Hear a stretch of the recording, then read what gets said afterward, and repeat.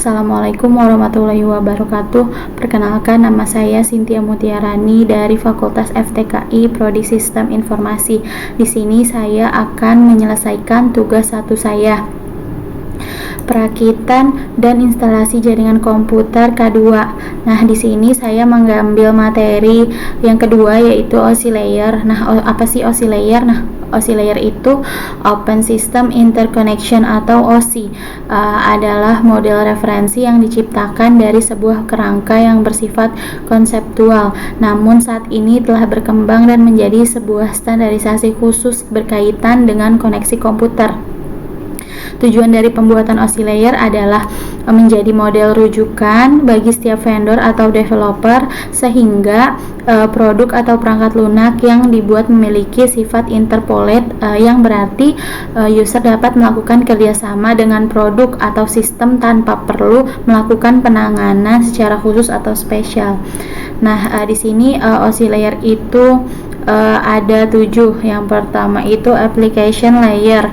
Nah, application layer adalah lapisan yang menjadi pusat atau center terjadinya suatu interaksi antara pengguna dengan aplikasi yang bekerja menggunakan fungsionalitas sebuah jaringan. Selain itu juga mempunyai fungsi untuk melakukan konfigurasi mengenai bagaimana cara aplikasi dapat bekerja menggunakan resource jaringan, dan kemudian dapat memberikan pesan saat terjadi sebuah kesalahan pada proses pengaturan jaringan. Contoh beberapa service dan protokol yang berada pada application layer adalah FTTP, SMTP, FTP, dan lain-lain. Nah, yang kedua ada presentation layer. Nah, lapisan yang keenam adalah presentation layer, di mana mempunyai fungsi untuk mentransmisikan format data yang akan ditransmisikan oleh aplikasi melalui jaringan ke dalam format yang dapat ditransmisikan oleh sebuah jaringan. Nah, pada layer yang keenam ini data juga akan terenkripsi dan dekripsi melalui sistem. Contohnya protokol yang berada pada presentation layer adalah MIM, SSM, MIMM, SSL, TLS, dan lain sebagainya. Kemudian yang lapisan yang kelima itu ada session layer, merupakan lapisan yang berfungsi untuk mendefinisikan bagaimana sebuah koneksi dapat dibuat, dikelola, dan dikembangkan. Nah, contoh protokol yang berada pada session layer adalah NFS, SMB, RTP, dan lain-lain.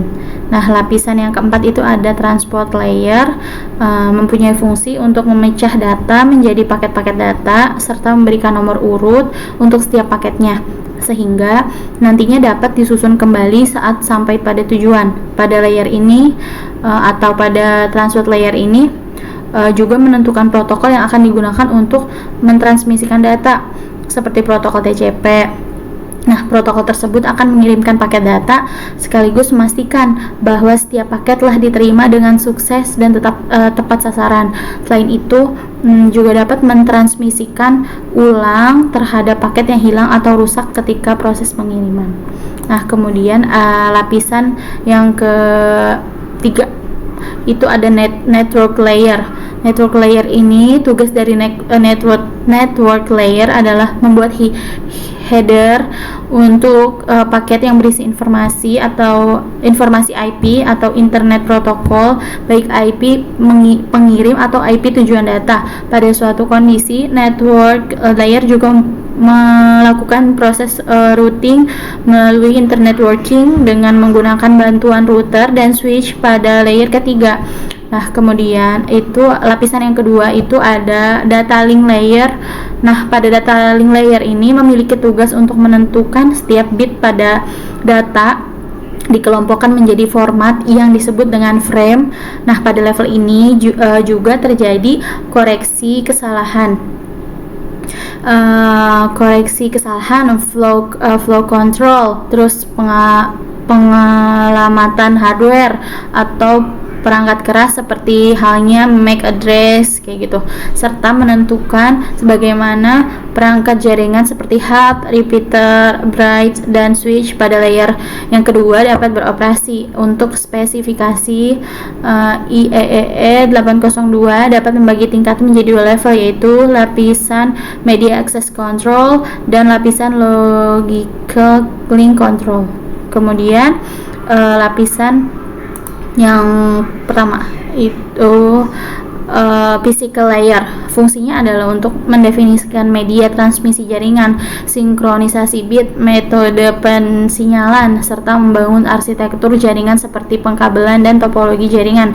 Nah, pada tahap atau level ini juga mendefinisikan mengenai bagaimana sebuah NIC atau Network Interface Card dapat berinteraksi secara langsung dengan media kabel dan perangkat radio. Untuk setiap pengiriman data melalui tiap layer dapat dianalogikan seperti Anda mengirim surat. Nah, kayak gitu. Nah, cara kerja OSI layer itu kita cara memahaminya dapat membayangkan dengan tahapan dalam mengirim surat agar surat sampai kepada penerima dengan baik dan tepat. Nah, maka harus melewati berbagai tahapan pengiriman sesuai dengan prosedur yang telah ditetapkan sebelumnya. Nah, berikut ini saya mengambil contoh penjelasan mengenai cara kerja OSI layer. Yang pertama, application layer akan mengirimkan data yang dikirim pengguna kepada perangkat komputer penerima data. Nah, yang kedua, pada presentation layer terjadi konversi email menjadi sebuah format jaringan. Yang ketiga, pada session layer akan membentuk sesi perjalanan data hingga seluruh proses pengiriman data selesai dilaksanakan. Yang keempat, di dalam transport layer pengirim melakukan pemecahan data, kemudian data tersebut dikumpulkan pada transport layer penerima. Dan yang kelima, network layer membuatkan sebuah alamat sehingga dapat menuntut dan mengarahkan data sehingga sampai pada tujuan yang benar. Selanjutnya, di dalam data link layer akan dilakukan pembentukan data menjadi bentuk frame serta alamat fisik. Nah, pada bagian utama, tepatnya physical layer, data akan dikirim melalui medium atau perantara jaringan menuju lapisan transport penerima. Nah, langkah yang terakhir ini, alur jalannya proses akan berbalik pada physical layer menuju application layer. Nah, nantinya akan mengarah pada jaringan komputer penerima. Nah, di sini kesimpulannya, OSI layer adalah model referensi yang dikembangkan untuk menciptakan sebuah kerangka yang bersifat konseptual. Nah, OSI layer juga memiliki 7 model layer yang terdiri atas application, presentation, session, transport, network, data link, dan physical layer. Untuk setiap level mempunyai peran dan fungsi masing-masing dengan cara kerja pengiriman dan setiap model dilakukan secara berurutan. Nah, itu saja yang bisa saya jelaskan. Kurang lebihnya mohon maaf. Wassalamualaikum warahmatullahi wabarakatuh.